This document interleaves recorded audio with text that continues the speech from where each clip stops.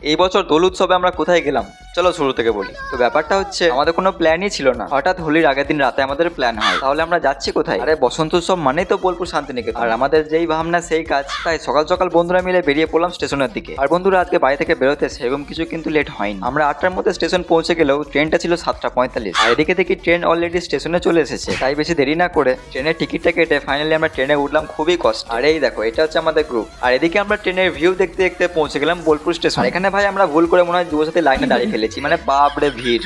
আর এবছর বোলপুরে সোনাঝুরি হাটে কিন্তু দোল উৎসব হচ্ছে না, তাই আমরা চলে এলাম বোলপুরে সেই সৃজনী শিল্পগ্রাম পার্কে। তার আগে কিছু পেট পুজো করে আমরা চলে এলাম রং মানে আবির কিনতে। তারপর আমরা চলে এলাম পার্কের টিকিট কাটতে। আর এই দেখো এগুলো হচ্ছে আমাদের সবারই মাধ্যমিকে অ্যাডমিট। তার কারণে এখানে নর্মালি এন্ট্রি টিকিট হয় 30 টাকা, কিন্তু মাধ্যমিকে অ্যাডমিট দেখিয়ে আমরা 10 টাকা এন্ট্রি টিকিট পেয়ে যাচ্ছি। টিকিটটা নিয়ে আমরা পার্কে এন্ট্রি হলাম। আর এদিকে আমার বন্ধু এই গানটার একটু বেশি সিরিয়াস নিয়ে নিয়েছে। আর এখন আমাদের সবার অবস্থা ঠিক এরকম। তারপর পার্কে ঘুরতে ঘুরতে আমার বন্ধুরা একটা বড় দায়িত্ব নিয়ে, দায়িত্বটা হলো তাদের মুখে একদম রং নেই, তাদেরকে আবির দিয়ে ভূত বানাতে হবে। আরে তো ভাই मतलब वो अलग ही लेवल का बंदा था। আমরা পার্কে ঢোকার আগে ভাই আমপুরা শরবত খেলাম। একে কি কেউ ভাং খাই দিয়েছে নাকি?